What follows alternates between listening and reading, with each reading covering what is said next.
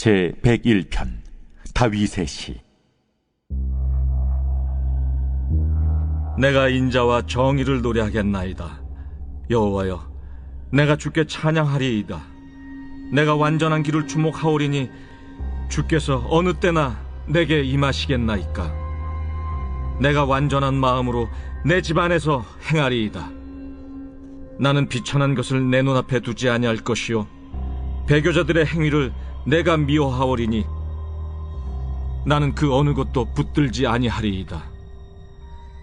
사악한 마음이 내게서 떠날 것이니 악한 일을 내가 알지 아니하리로다. 자기의 이웃을 은근히 헐뜯는 자를 내가 멸할 것이요, 눈이 높고 마음이 교만한 자를 내가 용납하지 아니하리로다. 내 눈이 이 땅에 충성된 자를 살펴 나와 함께 살게 하리니 완전한 길에 행하는 자가 나를 따르리로다. 거짓을 행하는 자는 내 집안에 거주하지 못하며 거짓말하는 자는 내 목전에 서지 못하리로다.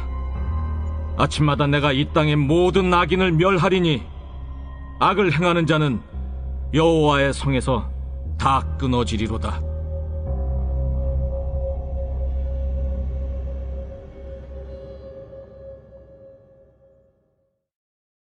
오늘은 말씀을 통해서 이 땅에 살아가는 그리스도인들, 특별히 영적으로 먼저 된 자로서 우리가 어떻게 살아가야 하는지 함께 은혜를 나누고자 합니다. 다윗은 양을 치던 목동의 자리에서나 기름을 부음을 받고 이스라엘의 왕의 자리에 있을 때나 언제나 동일하게 마음속에 변치 않는 한 가지가 있었습니다. 그것은 바로 하나님의 영광을 돌리는 삶이었습니다. 내가 있는 자리에서 어떻게 하면 하나님께 영광을 돌릴 수 있을까?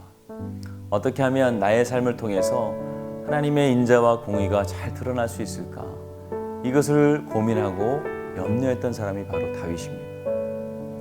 우리가 무엇을 먹을까? 무엇을 마실까? 무엇을 입을까? 염려하고 고민할 때 다윗과 같은 하나님의 사람들은 하나님의 영광을 생각한다는 겁니다. 오늘 1절의 말씀을 통해서 이제 막 왕의 자리에 앉게 된 다윗은 내가 인자와 정의를 노래하겠나이다. 여호와여, 내가 주께 찬양하리이다 라고 고백하고 있습니다. 찬양한다, 노래한다는 말은 다른 말로 자랑하고 드러내고 싶다는 의지의 표현입니다. 이것은 단지 말과 입술로만 하나님을 자랑하고 드러내겠다는 것이 아닙니다. 나의 삶을 통해서 하나님의 인자와 정의를 실천하겠다는 결단인 것입니다. 다시 말해서 다윗은 하나님의 성품인 인자와 정의와 또 공의와 신실하심을 담고 싶고 배우고 싶고 실천하고 싶다는 마음의 결단을 오늘 이 찬양의 시를 통해서 하나님께 올려드리고 있는 것입니다. 실제로 왕이었던 다윗은 오늘 자신의 고백과 같이 하나님께서 주신 이스라엘 나라와 또 백성들을 통치하면서 하나님이 그의 백성들을 통치하시는 그 인자하심과 또 정의로우심의 원리를 자신도 따를 뿐만 아니라 자신의 뒤를 이을 왕들도 따를 수 있도록 정립하고 자기가 먼저 솔선해서 실천했습니다. 말로 하는 찬양과 기도는 누구나 할 수 있습니다. 우리가 왜 기도하고 찬양합니까? 그렇게 살고 싶고 또 그렇게 되기를 원해서 기도하고 찬양하는 것입니다. 우리가 찬양하고 기도하는 제목은 하나님의 성품과 지혜를 본받는 것입니다.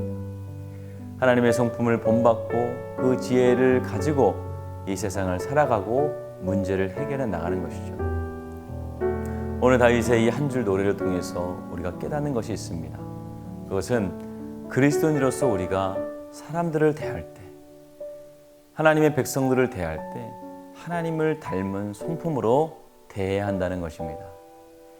하나님께서 인자와 정의로 우리를 대하시는 것처럼 나도 사람들을 그렇게 대해야 한다는 것이죠. 혹시 누군가를 내가 대할 때 인자한 마음을 가져야 할 때 인색하지 않았는지, 또는 정의로워야 할 때에 불의하거나 편파적이지 않았는지 우리가 돌아봐야 합니다. 만약 우리가 하나님의 인자하심과 같이 인자하게 살지 못했다면 지금까지 우리의 삶은 하나님의 성품과 방식이 아니라 세상 사람들과 똑같은 방식으로 살아왔다는 것이죠. 그러나 하나님의 방법은 다릅니다. 마태복음 5장 45절의 말씀을 보면 이같이 한즉 하늘에 계신 너희 아버지의 아들이 되리니 이는 하나님의 그 해를 악인과 선인에게 비추시며 비를 의인과 의로운 자와 불의한 자에게 비추심이니라 라고 말씀합니다. 비록 그가 악인일지라도 구하는 자에게 주고 꾸고자 하는 자에게 거절하지 않는 것이 하나님의 방법입니다. 그 해를 악인과 선인에게 비추시는 하나님의 온전한 사랑과 같이 우리도 원수를 사랑하고 박해하는 자를 위해서 기도하는 것으로서 하나님이 하신 완전한 사랑을 배울 수 있는 것입니다. 이것이 진정으로 하나님을 사랑하는 자이고 경외하는 자이고 예배하는 자라는 것입니다. 뜨겁게 무언가를 위해 기도하고 깊고 신비한 영적인 체험을 해야만 하나님을 경험하는 것이 아닙니다. 이미 하나님께서는 우리에게 자신을 보여주셨습니다. 수많은 믿음의 선조들이 하나님의 모형이었습니다. 그리고 예수 그리스도를 우리에게 주심으로 하나님 자신을 우리에게 보여주셨습니다. 완전하신 하나님을 우리가 보고 만지고 대화할 수 있도록 완전한 사람의 형상으로 우리에게 오신 분이 바로 예수님입니다. 예수님의 삶과 십자가 말고 우리에게 어떤 신비한 체험이 더 필요하다는 것입니다. 사랑하는 성도 여러분, 우리가 하나님을 찬양하고 예배하고 경배하는 것은 너무나도 당연한 우리의 본분입니다. 우리가 매일같이 하나님을 찬양하고 예배하는 것을 통해서 반드시 우리가 배워야 할 것이 있다면 그것은 바로 하나님의 성품입니다. 하나님이 나에게 행하신 것을 기억하고 그 인자와 공의를 나도 따라 행하는 것이 예배이고 찬양입니다. 예배가 길든지 짧든지 지하에서 드리든지 식당에서 드리든지 낮에 드리든지 밤에 드리든지 그것은 그렇게 중요하지 않습니다. 이것이 만약 행사이고 쇼라면 그것은 중요한 것이 되겠죠. 그러나 예배는 하나님의 인자와 정의를 담는 것입니다. 이것이 바울이 고백한 것처럼 우리의 몸을 하나님이 기뻐하시는 거룩한 산 제물로 드리는 것입니다. 이것이 우리가 드릴 영적 예배입니다. 여러분의 삶을 주님께 드리시고 하나님이 기뻐하시는 거룩한 산 제물로 살아가셔서 영적인 예배를 드리시는 저와 여러분들 되시길 주님의 이름으로 축원을 드립니다. 기도하겠습니다. 좋으신 아버지 하나님, 오늘도 우리에게 좋은 것을 주심을 감사합니다. 우리가 오늘도 주님께 구하고 바라는 것이 있다면 하나님의 성품을 담기 원합니다. 하나님의 정의와 주님의 공의와 또 주님의 지혜를 본받기를 원합니다. 주님, 우리가 주님을 본받는 자 되게 하여 주셔서 이 세상을 살아가며 주님의 영광을 드러내게 하여 주시옵소서. 다윗이 하나님이 주신 지혜와 또 그 하나님의 인자하심으로 사람들을 대하고 또 나라를 통치하였던 것처럼 우리도 우리에게 주신 사람들을 대할 때 인자함으로 대하게 하여 주시고 사랑으로 대하게 하여 주시옵소서. 하는 분들을 위해서 기도합니다. 아픈 곳에 손을 얹어 주셔서 나음을 얻을 수 있도록 도와주시옵소서. 코로나로 어려움 당하고 있는 모든 성도들 주여 그들의 가정을 지켜 주시옵소서. 건강을 지켜 주시옵소서.